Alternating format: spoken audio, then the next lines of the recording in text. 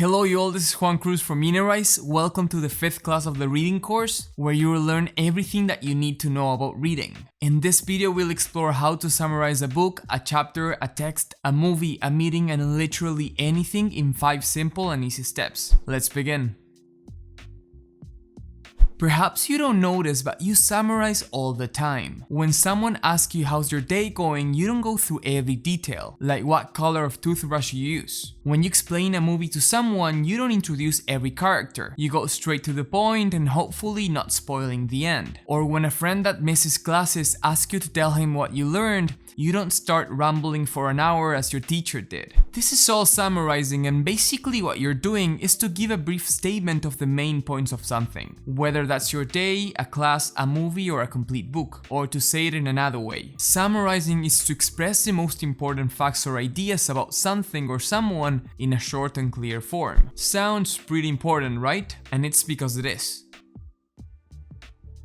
Developing the skill of summarizing is key, no matter if you're a high school or college student or you are already working. Everyone at some point in their lives needs to summarize, whether we like it or not, and doing it well has its benefits. Summarizing correctly helps you learn faster as you detect the main points of any idea. Since our brain can remember only so much, building a good summary will help you remember the most important elements and naturally forget the unnecessary details. It helps you communicate with your peers and colleagues way more effectively. If for any reason you need to come back to the text, there won't be a need to read through the whole thing again since you have already built a concise summary with the most important ideas. It deepens your knowledge because it makes you think harder about the text, movie, or book. And finally, if you like reading nonfiction for pleasure or curiosity, taking the time to summarize the books you finish will reinforce the lessons you've learned and grasp the ideas on a more holistic level. Awesome, so now that you know why it's important to develop the skill of summarizing, let's go through the steps to build an effective summary.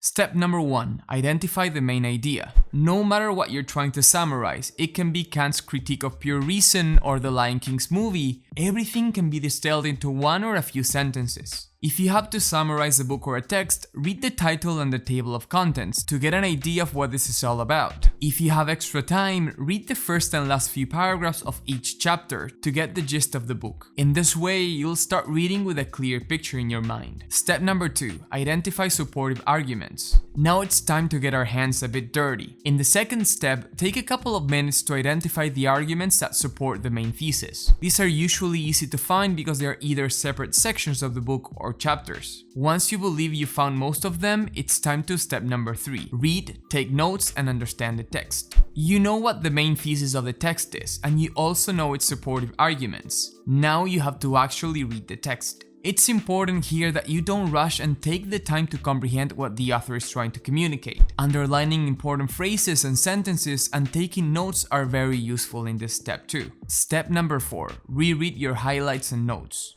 At this point, you should be pretty familiar with the text. What you should do next is to reread your highlights and notes so that you grasp the whole idea in a few minutes. This step, in my opinion, is critical because when you reread the most important elements of your text, you understand it at a deeper level, which can be fascinating. Step number 5. Write your summary and paraphrase. Now it's your turn to translate what you have in your head to a paper or screen. Take the first sentences to put in your own words what's the main idea. After that, write down the arguments that support the author thesis concisely and clearly. When writing your summary, remember these key points. It should be clear to someone who hasn't read the original material. Touch all the main points. Avoid specific details, unnecessary dates, and statistics. Be concise and keep it simple, as if you would be explaining it to a child. If you want to learn more about how to do it, I suggest you check out my video on the Feynman technique, link here.